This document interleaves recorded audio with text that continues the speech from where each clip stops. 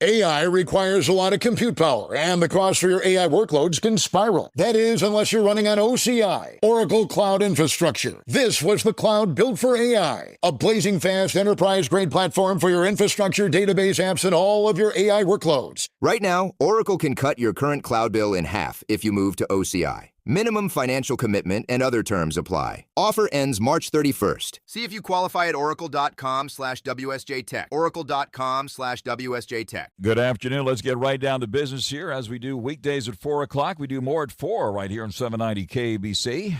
Right after Guy Benson and just before the 790 KBC News Blitz. We're live on the air, 790 KBC, streaming live online worldwide at KBC.com and the on-demand Mottek On Money podcast, KBC.com, Apple, iTunes, YouTube, all of your favorite podcast platforms.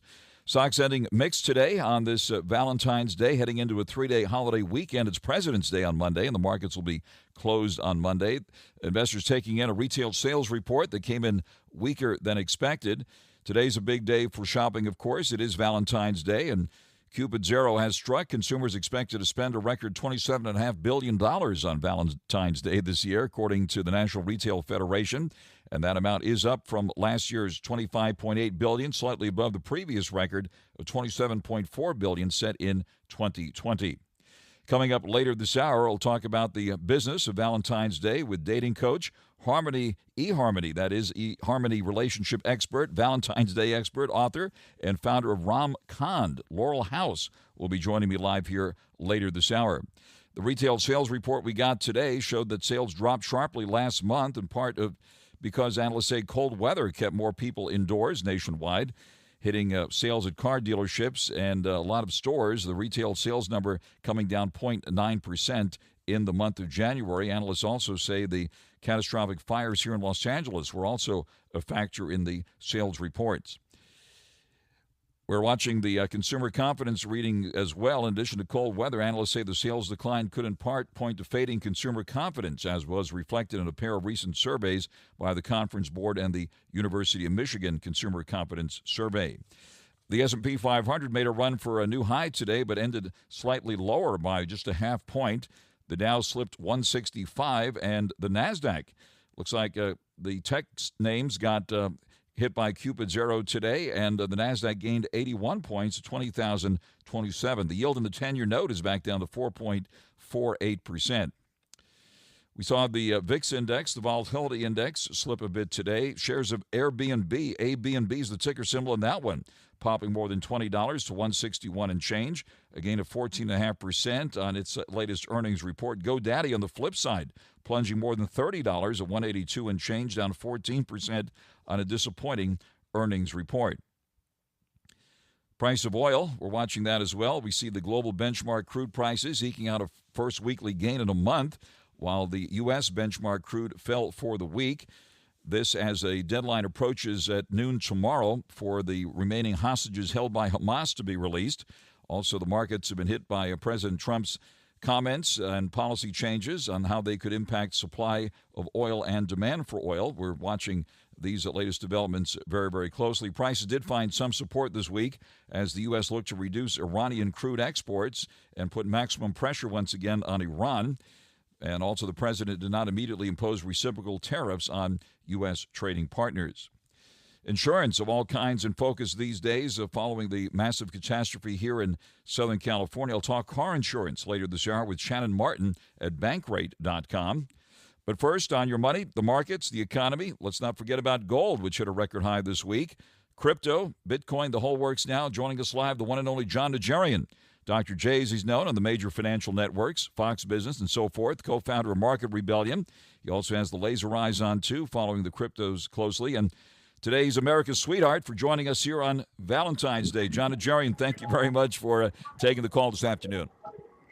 Always great to be on with you, Frank. Thank you very much. An interesting week for sure, and you nailed it as far as some of the insurance names, in particular those with exposure in California, taking it on the chin, and others without as much exposure there doing pretty darn well.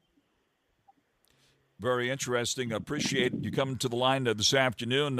One big week after another. A mixed finish here. The tech names got some support. The S&P 500 was flirting with a record high here. Give us your view of this overall action, given the president in the mix with various policy announcements, one big executive order after another, and tariffs in focus, and of course the Middle East in focus. Gold hitting a record high this week, then pulling back today. Crypto all over the place. Give us your view of the what caught your attention this week. Well, the president lately has been jawboning an awful lot about tariffs. You've covered that wall to wall, and his strategy appears to be talking about tariffs and then using that, as he has in his first term, using that as a cudgel to bring other people to the table. And so when he announced that he would be doing reciprocal tariffs, but not imposing those until April, giving himself time and his team time to negotiate with these various other countries, that appeared to be something that Wall Street was not scared off by, and instead rather appreciated, because obviously throwing a tariff on is something that has in the past caused several percent drops out of the market. But if indeed he just threatens it and says, but these won't come on until April unless you guys don't do as I say, that didn't really seem to be that much of a volatility creation event. Certainly not a big catalyst for volatility or a market swoon. But I think overall it's going to be interesting to watch tomorrow what happens in Gaza, because, of course, the president has said Hamas must release the remaining hostages, the U.S. hostages, or there will be some sort of heavy price to pay. So we're all sort of focused on that, Frank. Yes. On there live with John NAJARIAN. And, of course, a lot of people tune in to you. And you got a great podcast, too, by the way, John, and your brother Pete, of course, and been following you for years. And let me ask you about crypto, which I'm sure a lot of people ask you about here. Bitcoin has seen a wild ride since President Trump took office, hit an all-time high. Bitcoin right now above 97,000. It's been taking a wild ride here. What are your thoughts on the latest moves with the Bitcoin and what's happening in the crypto space? Well, the big three, really, Bitcoin, Ethereum, and Solana, have continued to dominate both in terms of movement and in terms of headlines. A lot of the meme coins have struggled lately. That's an understatement, of course. They have not had the same sort of focus that those three that I just named and you named have seen. They've not seen the lift, and they've not seen the sorts of volumes. Instead, a lot of the meme coins are, even Doge is struggling right around the 25-cent level. But I think we're going to see more coming our way now that Mr. Sachs is the crypto czar, and I think we'll probably have a little bit more focus on sovereign wealth, not just foreign sovereign wealth, but perhaps that Bitcoin reserve or sovereign wealth fund where it will hold some digital assets. That will be a catalyst, of course, that people have been waiting for in the crypto space, and they just may get it in the next couple weeks. On there live with John NAJARIAN. And what about these tokens, meme coins, including President Trump's token, they're calling it, right? That's taken a wild ride as well. Yeah, well, it was as high as $70 billion on the peak, I believe, has fallen back down into the 12 to $17 billion range since then. That was like 3 weeks ago that it peaked, I believe. And yep. There are a lot of coins that have been, I sent you, Frank, that the some of them that are basically around what the president threatens or says he may do in Gaza. You know, that Gaza coin, GAZA, is something that people sort of it captures the attention when the president says, I'm going to turn it into a Riviera of the Middle East and so forth. A lot of us would perhaps shake our heads and say, I don't know if he's really going to do that or if he's just chattering about it, but something where people could actually have a little more safety in the Gaza area if the U.S. were indeed involved in a bigger way there. I doubt that Israel would be as willing to keep the hostilities up between Palestinians and Israel. And I'm not trying to be political about that. I'm just trying to say that if U.S. troops are on the ground there, it's less likely that we're going to see as much back and forth with missiles and all the rest for fear that some of those missiles may hit U.S. personnel. Yep, so that is an important deadline coming up here. We'll be watching very, very closely and to see if all of the hostages do get freed this weekend. Have you adjusted your predictions on where those big three coins you mentioned might be heading this year? Bitcoin, Ethereum, and Solana, and what about Doge in the mix as well? I think Doge will continue to be something that people are fascinated by, but it really does not have a direct use case yet. Solana, Ethereum both have use cases, and Solana has been doing better than Ethereum over the past several months, mostly because I believe the so-called gas fees or the proving, sort of like the proof of work that is involved with Bitcoin. I think some of those same people that are focused in on how do you make sure that a coin is indeed that limited edition or that limited supply Bitcoin, a lot of those same things apply to both Ethereum and Solana, but Ethereum is much more expensive to basically build on than Solana, and that seems to be why Solana has captured a lot of the new development for digital assets. Where do you think Bitcoin's going to have its next breakout? Well, I guess we need some serious risk on rather than risk off sort of situations. You discussed the gold, the fact that gold has seen a new record high over 2,900, maybe it was 2,940 or something like that, U.S. dollar. I would not be surprised to see that touch 3,000 level in the near future. And I think the more that people have that risk on rather than risk off would certainly drive Bitcoin into the 110 to 125 range in the short term. All right, we're hearing from Warren Buffett today. I don't know if you saw this, but shares of Constellation Brands rallying after hours after Warren Buffett's Berkshire Hathaway revealed it had taken a new stake in Constellation Brands. That's the beer and wine maker. Constellation shares up about 6% here in after hours trading. It finished slightly lower during the trading day today. That's the company that's known for beers, Corona and Modelo, for example, and also looks like they're increasing their stake in Domino's Pizza. So that's what Warren Buffett is doing. What do you think of those ideas here? I think it's a good idea. We've seen softening, significant softening in the spirits market.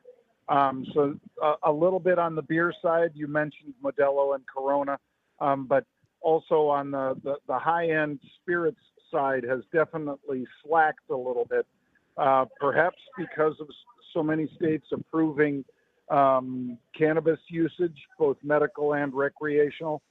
That could be one of the catalysts behind that. But I think Buffett, being a value buyer, knows that these brands have been around for 100 years or more, many of them. And I think picking them up on the cheap through Constellation or any of the other Diageo or any of the other purveyors may be typical Buffett fading the crowd and instead saying, I think these represent a better value at these levels, and I want to hold them at these levels. All right. For people that want action, your book, It's Not an Option, getting a lot of attention. You're also, of course, a terrific option expert. What's catching your attention on the options front nowadays? Well, that Airbnb trade, ABNB, that was one of them, and you nailed that today. It had a big jump. And even though people are not spending as much, at least in the short term, they weren't spending as much on the retail side. Airbnb, it'll be interesting to see how well they do with all the folks. And these numbers were not reflected in their recent report, but with things like the Super Bowl, the Masters, and the like that are coming out in the coming weeks, Airbnb tends to do very well around big events like that. So I would be a buyer of that stock. I would not be a seller even after this big double-digit jump today. Any other specific places, John Najarian, where you would be putting money now and/or taking it off the table? I think overall I liked the move by Bain Capital getting into Select Quote. They basically price life and health insurance. People like to find deals on anything, and that's one of the places where they can shop and find deals. But that one had sold off rather dramatically over the past several years, finally with a $300+ million infusion from Bain. That stock had a very nice pop this week. That would be one I'd tend to watch going into the next quarter. Well, John, thank you very much. We'll let you get on with the Valentine's Day festivities here this evening. We greatly appreciate your coming to the line to wrap up a big week heading into the 3-day holiday weekend. We wish you a great President's Day weekend, a Valentine's weekend. John Najarian, Dr. J, as he's known, on the major financial networks. You can catch him on Fox Business and pretty much all the other major networks, and also co-founder of Market Rebellion. And also his latest book is It's Not an Option with his brother, Pete Najarian. John, thank you very much for joining us live here this afternoon. Thank you, Frank. You have a great one, everybody out there. Be safe Thank on you the very West much. Coast. Yes, sir. Thank you very much. We've cleared out here, and let's get the latest on your ride this afternoon on 790 KBC. Frank Mottek here. Did you know that for more than 10,000 years, gold has been the greatest store of value and considered a safe haven asset to preserve your wealth? Now, with the U.S. debt at more than $36 trillion and climbing, a possible recession on the horizon, and the development of the digital dollar central bank digital currency, it's more critical now than ever before to safeguard your assets like your cash savings and retirement accounts with physical gold. Opening a gold IRA is one of the best ways to secure your wealth and create a stable financial future. Stop worrying about your retirement in the markets and cash savings in the bank. Feel confident, prepared, and in control with physical gold and silver. Give Joe Morgan a call at 1-800-753-8534. Mention Frank Mottek, and you could get $1,000 worth of silver with a qualifying purchase. Call now 1-800-753-8534 or visit UnitedGoldGroup.com. Mottek On Money continues here on 790 KBC. Good afternoon and happy Valentine's Day. Heading into the happy holiday weekend, Valentine's Day, as well as the President's Day holiday weekend. The markets will be closed on Monday for President's Day. Mixed finish for the stock market today to wrap up the week. The Dow down 165 to 44,546. The S&P 500, which had made a run for a record high today, slipping a half point at the bell to 6,115. Cupid's arrow, though, did strike the NASDAQ and the tech names. The NASDAQ ended higher, up 81 points at 20,027. The yield in the 10-year note now at 4.48%. We saw shares of Airbnb move higher on its earnings news, more than $20 today, at $161 and change, of 14.5%. The earnings news and the announcement by the company that they want to become the Amazon of travel, sending that stock sharply higher. On the flip side, GoDaddy, the domain name registration company, slipping more than $30 today at $182 and change, down 14% on a disappointing earnings report. NVIDIA rebounding again today, up $3.50 to $138 and change. Apple at more than $3 at $244.60, ahead of some product announcements that they plan to make next week. And it looks like Tesla pulled back 10 cents today at $355.84. The price of oil just about $70 a barrel now, down 72 cents today to 70.57 in New York. The global benchmark in London, Brent crude in London, down 10 cents to 74.64 a barrel. Price of gold saw an eye-popping run this week to record highs. As John NAJARIAN mentioned, the high was $2,942.70 an ounce this week, but today gold pulling back about $50 to $2,893 and change. Silver, which popped above $33 an ounce this week, down 7 cents at $32.65, and platinum has been moving above 1,000 lately, down to 32 and change to $1,011 an ounce. And now the latest news here on 790 KABC. Mottek On Money continues here in 790 KABC. Happy Valentine's Day. Love is in the air today. The Flower District in downtown Los Angeles. I was there earlier today. It was absolutely packed. Consumers clamoring for Valentine greetings all over the place. Chocolates, other gifts. It's a big holiday for retailers, with consumers expected to spend a record amount this year on Valentine's Day. $27.5 billion is the official estimate from the National Retail Federation. Let's bring in eHarmony relationship expert, dating coach, Valentine's Day expert, author and founder of Rom-Con. Laurel House is on the air live with us here this afternoon. Laurel, wonderful to speak with you again this afternoon. Thank you. It's great to be here. Happy Valentine's Day. It's been a while since we've chatted behind live microphones here. Today's the right day to do this, and you've been doing a great job tracking all the dating trends and what's important to know this Valentine's Day. I can't believe that you were at the flower market today. It was the place to be. My husband was there as well, and surprising me with some flowers too. So nicely done there, Frank. Wonderful. Well, that's always in fashion here, and but you are right on the ball here with the latest trends. I knew you were on ABC 7 this morning, and go ahead and tell us what we need to know on this Valentine's Day. Well, first of all, as romantic as Valentine's Day might be, you also need to be careful because rom-cons are on the rise. And what I mean by rom-con is a romantic con, a romance con, a scam. And unfortunately, people are being taken advantage of, especially on Valentine's Day, because it's the day when we're thinking about love. We really want love. We are, some of us, desperate for it. So you've got to be on the lookout to make sure it's not happening, because according to the FBI, over $1 billion is lost annually in rom-coms. And that's because people are just being taken advantage of and their money is being swindled from them. So that's definitely one thing, unfortunately, to be aware of. All right, tell us, is this happening primarily online with dating apps and so forth? What are some of the red flags you could tell us about? Interestingly, is rom-cons aren't just on dating apps. Oftentimes, you are being conned through LinkedIn, through those random text messages that you get from people saying, hey, I'll be right there, and you have no idea who this person is, and then it leads you down this path of conversation through Facebook, through Instagram, all forms of any type of online socials. Rom-cons are happening, and it's because, especially with Facebook, with Instagram, with LinkedIn, we're sharing information about ourselves. So scammers are using details shared on social media and dating sites to better understand and target you.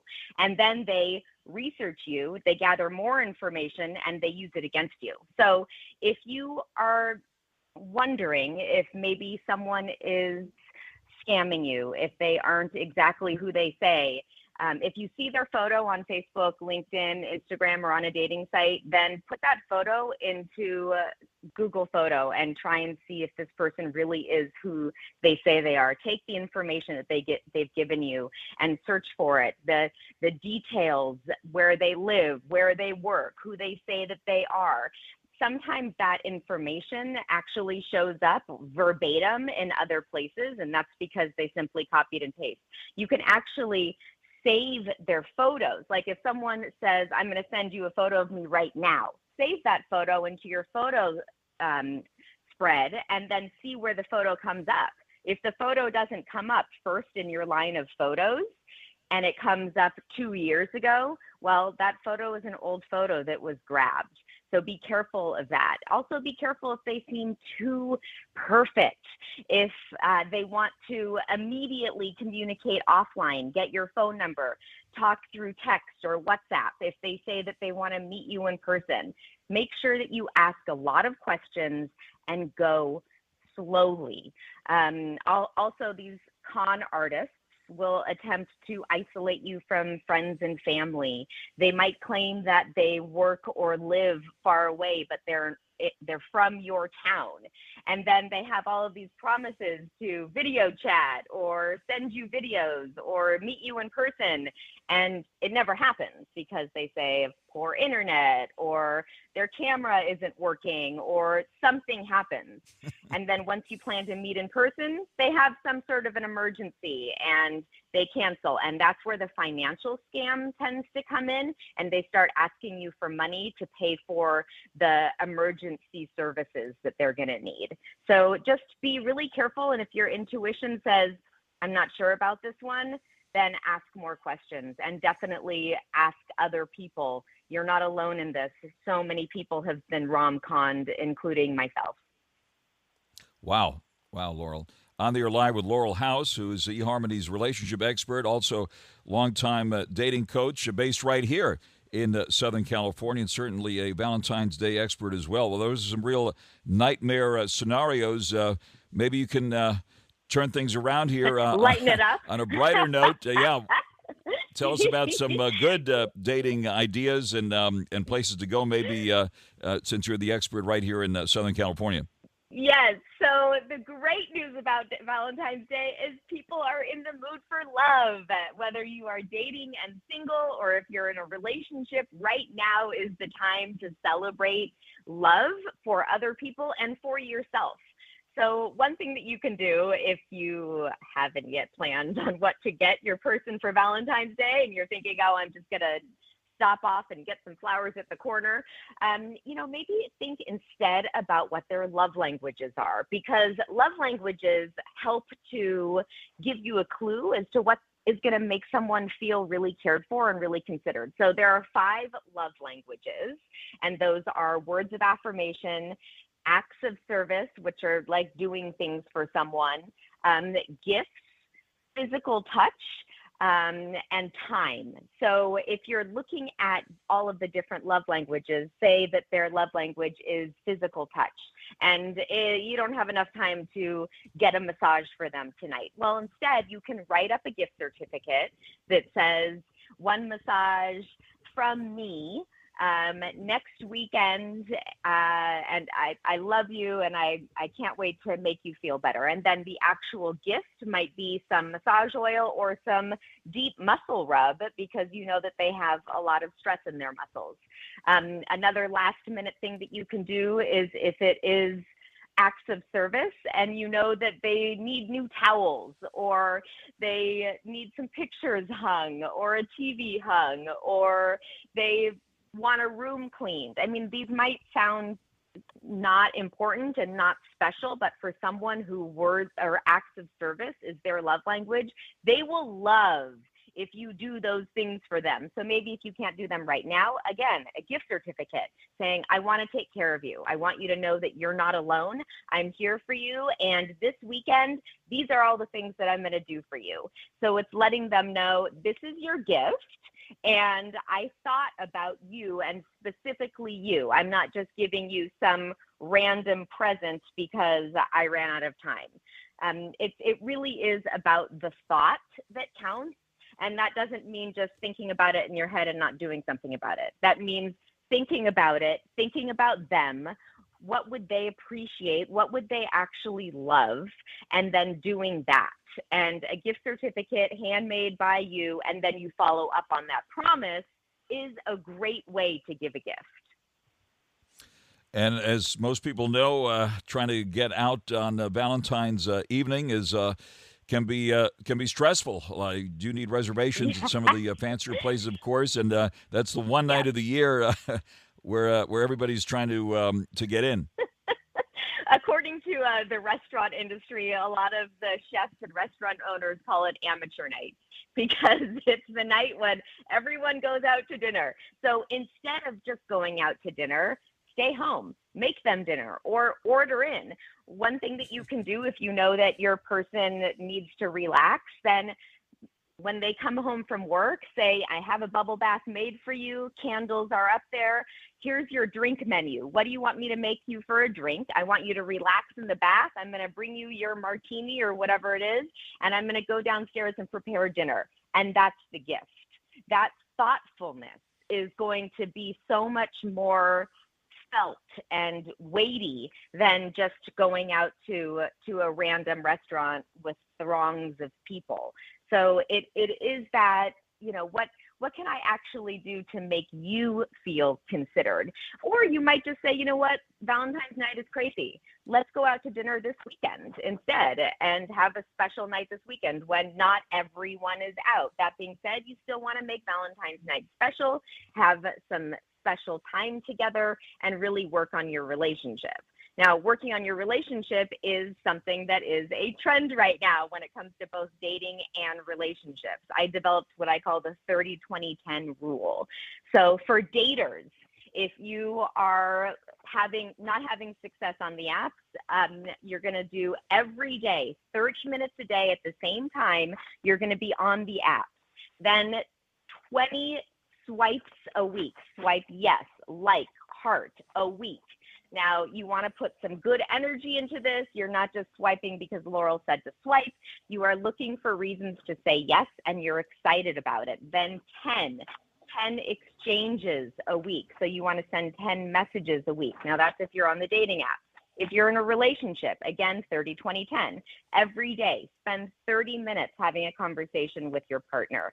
Every week, have 20 words or hugs or something that is a sweet exchange. So it's an I love you text, or I miss you, or I'm thinking about you. It's a nice hug. It's something that is showing some affection. And then 10 minutes a week of some sort of intimacy. That doesn't necessarily have to be intense sexual intimacy. That can be really nice hand holding and snuggling. It is what it means to you. But 30-20-10 is the way that you can help to build and work on your foundation, whether you're single or in a relationship. Laurel, wonderful to have you with us here on Valentine's Day. You are still not figuring it out. You definitely have figured it out, and it's wonderful to speak with you, and hopefully we'll get to do this more often on this very, very important subject for so many people here, especially on Valentine's Day. Laurel House, eHarmony, relationship expert, Yes. dating coach, Valentine's Day expert, author, and founder of Rom-Con. And thank you for that great advice on not getting ripped off in the romance world. Laurel, I wish we had more time here, but we'll have to stop now. But thank you very, very much. Happy Valentine's Day. You're welcome. Happy Valentine's Thanks very Day. much. We'll talk again soon. Okay. Thank you very much. And out to the freeways now, 790 KBC. Mottek On Money continues here in 790 KABC. The economic impact of the devastating firestorms last month and now the mudslides we've seen this week here in Southern California, all still being tallied up. A lot of people spent time with their insurance company in the last 24 hours with so many accidents out there. Insurance of all kinds very much in focus these days, especially car insurance. And looks like rates will likely be going up again here. Let's bring in Shannon Martin now, who's an insurance expert at bankrate.com. Shannon, thank you very much for taking the call here this afternoon. Thank you for having me. All right, with this subject so important at the moment, give us an update here on what's happening on the auto insurance front here in Southern California and what consumers can expect. Oh, sure. Well, Bankrate just released its 2025 True Cost of Auto Insurance report. And in this report, we take a look at the average cost of full coverage car insurance in each state and 25 metro areas, as well as the median household income in these areas to see, what the true cost is to people, how they're handling the pressure of these rising prices. Now, we found that California as a state ranks in the middle as number 26, but drivers in LA, some of the highest costs for metro areas. They pay about 3.6% of their household income just towards car insurance costs alone. All right, not a surprise to hear that we're probably among the highest in the nation, right? And given this catastrophe that has just been experienced, what's the outlook for insurance rates, auto insurance rates here now? Well, wildfires and flooding actually do impact car insurance rates. If drivers have comprehensive coverage, then you are covered for these types of losses. It takes a while for these types of things to impact the cost of car insurance. So I don't want drivers to think that wildfires are impacting the rates currently right now, this most recent wildfire event, but it could impact their rates like within the next 12 months. All right. With inflation still running hot, as we learned this week, with the consumer price index coming in hotter than expected, and also the producer price index, the two latest readings on inflation, both coming in hotter than expected. What is your advice for consumers to control these rising auto insurance costs? Well, I like to break drivers up into two different groups. So if you're in the market for a vehicle, to purchase a new vehicle, you're actually in the best position to find the best price for car insurance. Instead of heading to the dealership, you'll want to go online to the dealership's website, pull full VINs and give them to your agent. That way you can get a quote on different types of vehicles and find the ones that fit within your car insurance budget first, and then head to the dealership to pick out your vehicle. Most of us, however, already have the car that we have. So in that case, you want to focus on your driving record, make sure to keep a good driving history, and then shop around for different quotes, look for different discounts, ask maybe about telematics insurance or usage-based insurance. You really need to take a good look at your policy and work with your agent. All right. And what about credit? Is credit a consideration here in California when people are looking for insurance, your credit rating? It's actually not. California is one of the few states where credit isn't a rating factor in terms of insurance. But it is still a good idea to work on your credit, because if you need to have a really high, let's say, collision deductible to afford your policy, you could have a deductible that's $2,000 or $5,000. And if you don't have good credit, you might not be able to get a personal loan or have access to the funds to pay your deductible in the event of an accident.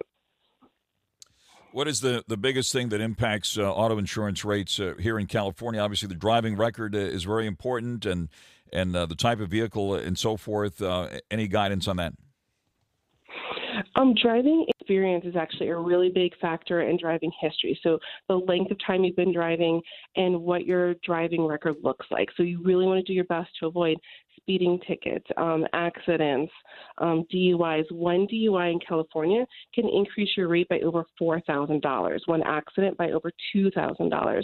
So driving record is really the most important thing that you can control in terms of the cost of your car insurance. All right. Heading into the weekend, any other, and just about out of time here now, but any other tips here to save money on car insurance? Well, in all honesty, it's a holiday weekend. We know people are going out from dinner. We heard that from your prior guest. So just make sure to keep that phone down and get a designated driver if you've been drinking. Absolutely, Shannon. Well, we wish you a great holiday weekend as well. Shannon Martin at Bankrate.com, the insurance expert there. Appreciate you joining us here live on Mottek On Money on 790 KABC. We did wrap up the week mix today with the NASDAQ posting a gain for the week. And overall, the major averages did post gains for the week, with the S&P 500 actually making a run for a record high today. We did see the yield on the 10-year note ease a bit for the week. The S&P 500 was up 1.5%. The Dow was up 0.5%. And the NASDAQ gained 2.6% for the week. Heading into the President's Day holiday weekend, the markets will be closed on Monday, so I'll be back on Tuesday. We'll be doing more at 4 on Tuesday afternoon right here. Wish you a happy Valentine's Day and a great holiday weekend. Mottek On Money on 790 KABC. Bravo TV star Lala Kent holds nothing back. When someone tries to get hyphy with me, you match energy. I do match, and it's all your fault. Yeah. Get to know the TV personality. It is one specific storyline that lasts 14 weeks plus a couple reunions, and then you move on. And the mom. My parenting, and actually Ocean really likes this. Would you like a cookie? And some Taylor Swift. Shake it off. Give them Lala. Follow and listen on your favorite platform.